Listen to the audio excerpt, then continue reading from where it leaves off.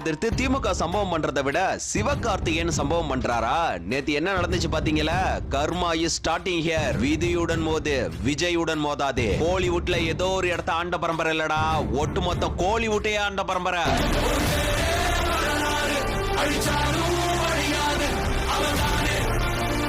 எந்த ஒரு பிரச்சனையும் இல்லாம ரிலீஸ் ஆன தளபதி படமும் இல்ல, அப்படி பிரச்சனையே இல்லாம ரிலீஸ் ஆனா அது தளபதி படமே இல்ல. எதிர்த்து யார் வேணா வரட்டுங்க, ஆனா எதிர்ல நிக்கிறது எமனுக்கே எண்டு கார்டு ரெடி பண்றவரு ஒரு செங்கலை கூட ஆட்ட முடியாது. இப்ப இந்த பராசக்தி 14ஆம் தேதியில இருந்து 10ஆம் தேதி வரதுனால ஜனநாயகனோட பாக்ஸ் ஆபீஸ் டிஸ்டர்ப் ஆகுமா அப்படின்னு கேட்டீங்கன்னா, ஓவர்சீஸ்ல அதர் ஸ்டேட்ல ப்ராப்ளம் இல்ல, ஆனா இங்க தமிழ்நாட்டுல ப்ராப்ளம் இருக்கு. ஏன்னா முக்கியமான மெயின் ஸ்கிரீன்ஸ் எல்லாம் பராசக்திக்கு கொடுத்தாங்கன்னா ஜனநாயகன் எப்படிங்க தமிழ்நாட்டுல வசூல் எடுக்கும்? இந்த பாக்ஸ் ஆபீஸ் வசூல்ல ஒரு 700 கோடி 800 கோடின்னு நம்ம ஒரு ரெக்கார்டை பிரேக் பண்ணோம் அப்படின்னு நம்ம ஒரு ஆசையில இருக்கப்ப அதை கெடுக்கிற இந்த தீய சக்தி கும்பல நம்ம எப்படிங்க சும்மா விடுறது?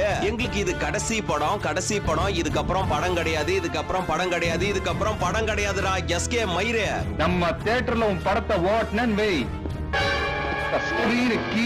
மறக்கவும் மாட்டோம், மன்னிக்கவும் மாட்டோம். தீய சக்தியை ஒழிப்போம், பராசக்தியை அழிப்போம், ஜனநாயகனை காப்போம், தமிழகத்தை மீட்போம். திமுக ஒரு தீய சக்தி, திமுக ஒரு தீய சக்தி, திமுக ஒரு தீய சக்தி, தீய சக்தி, தீய சக்தி, தீய சக்தி. சோ இந்த வீடியோக்கு கீழே தீய சக்தி அழிக, பராசக்தி ஒழிகன்னு கமெண்ட்ல துவம்சம் பண்ணுங்க. ஒரு கை பார்த்தலாம், சத்தியமா சொல்றேன்.